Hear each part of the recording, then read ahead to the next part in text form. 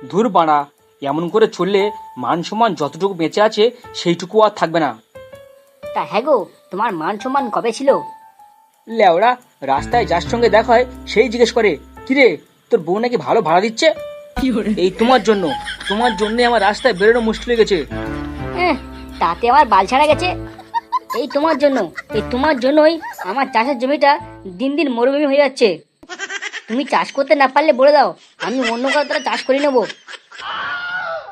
এই বালে ছানি, সাদে শুধু চাষ করা। তুমি আরেকবার ওই চাষ করার কথা বলে না, এক্ষুনি আমি ট্রাক্টর চালিয়ে ওটাকে পিন্ডি চটকে দেবো। লেওড়া, যদি সেইটুকু করতে পারতে তাহলে বুঝতাম যে তুমি একটা ব্যাটা ছেলে। যত বড় বড় বাতলা শুধু মুখ থেকেই বেরোয়।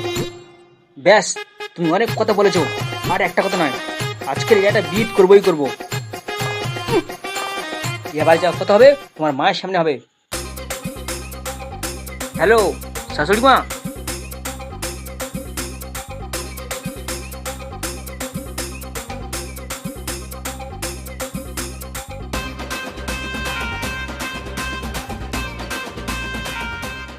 আচ্ছা বাবা, এবার বলো তো ব্যাপারটা কি?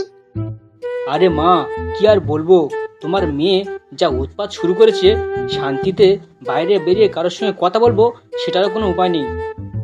কেন, আমার মেয়ে কি করলো? আমার মেয়ে সোনার টুকরো মেয়ে। হ্যাঁ, আপনি ঠিকই বলেছেন, আপনার মেয়ে সোনার টুকরো মেয়ে, সেই জন্য তো এত ঝামেলা। হ্যাঁ, তার মানে?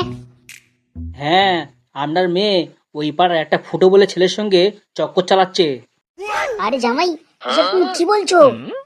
হ্যাঁ, আমি ঠিকই বলছি, আমি নিজের চোখে দেখেছি।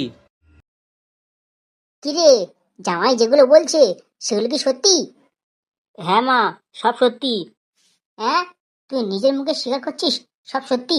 তোর লজ্জা করে না এসব কাজ করতে? আমার কথা তো বাদ দে, একবার জামাইয়ের কথা চিন্তা করেছিস ওর কি হবে? মা, ওর দ্বারা কিছু হচ্ছে না বলেই তো এত কিছু। হ্যাঁ, তার মানে? তার মানে আবার কি? নিজের চাষের জমিতে যদি জল দিতে না পারে তাহলে সেটা কি আমার দোষ? হ্যাঁ, সে কি রে? হ্যাঁ, যদি বিশ্বাস না হয় তাহলে তোমার জামাইকে জিজ্ঞেস করো। কি গো জামাই, আমার মেয়ে এগুলো কি বলছে? শাশুড়ি মা, আমি সারাদিন বাইরে কাজ করে খুব কষ্ট হয়, বাড়ি ফিরে তোমার মেয়ে যদি বলে 3-4 খেলা করবে, সেটা কি আমার দ্বারা সম্ভব? দেখো জামাই, কিছু মনে করো না, জমি কিনলে জমিকে চাষ না করলে অন্য কেউ তো চাষ করবেই। শাশুড়ি মা, আপনিও? হ্যাঁ, আমি তো ঠিকই বলেছি, ঘরের লোকে চাষ করতে না পারলে বাইরের লোকে তো চাষ করে যাবেই। এই গাঁড় মেরেছে, এ মাগি মীমাংসা করতে এসছে না আমার ঘর ভাঙতে এসছে? কি গো জামাই, তুমি কিছু বললে? এই না মানে, শাশুড়ি মা, ওটা 1-8 দিন হলে ঠিক আছে, কিন্তু প্রত্যেক দিন? কি বলছো, ছেলেটা প্রত্যেক দিন আসে? শুধু আসে না, যেখানে ফাঁক পায় সেখানে ঢুকিয়ে দেয়।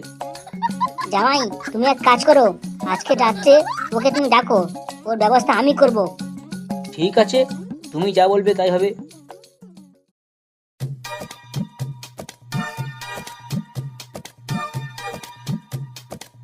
আরে পাঁচুদা, বাড়ি আছেন নাকি? আরে মদন যে, কি ব্যাপার?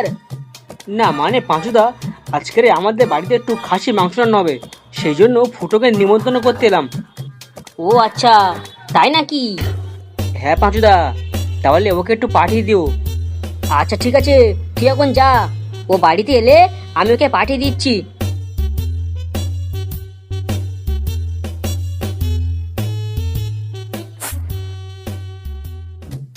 শাশুড়ি মা, এই হচ্ছে ফুটো, আমি এর কথাই বলছিলাম।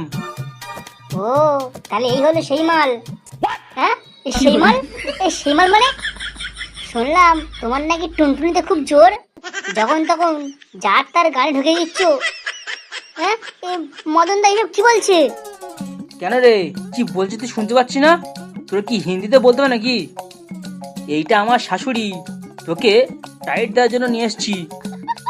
মদন দা, এটা কিন্তু ঠিক নয়, তুমি আমাকে মাংস খাওয়ানোর লোক দেখিয়ে এখানে এইসব করতে নিয়ে এসছো। জামাই, তোমরা বাইরে যাও, আমি একে দেখছি, আজকের ব্যবস্থা করে দেবো। ও মদন দা, এগুলো কিন্তু ঠিক নয়। আমি কিন্তু পাড়ার সবাইকে বলে দেবো। মাসিমা, আমি কিছু করিনি, আমার ছেড়ে দাও। আরে ফুটো, তুমি তো ভয় পাচ্ছ কেন? শুনলাম তোমার টুনটুনি নাকি খুব দম। তা চলো, কত দম আছে আমিও দেখি একটু। মাসিমা, মানে আপনি কি বলতে চাইছেন? মানে শুধু একা একা আমার মেয়ের সঙ্গে খেলা করলেই হবে? আমার সঙ্গেও খেলা করো। আরে লেওড়া, এই ব্যাপার? তা চলো, খেলা হবে।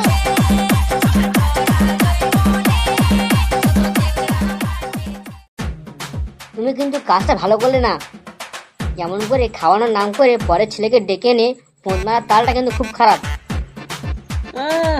মাগি আমার বয়ফ্রেন্ডের জন্য পিরিত উদলে উদলে পড়তেছে। এবার চিন্তা নেই, আমার শাশুড়ি মা চলে এসছে। ফটোকে এমন গাঁটটা মারবে, ল্যাস তুলে পালাবে।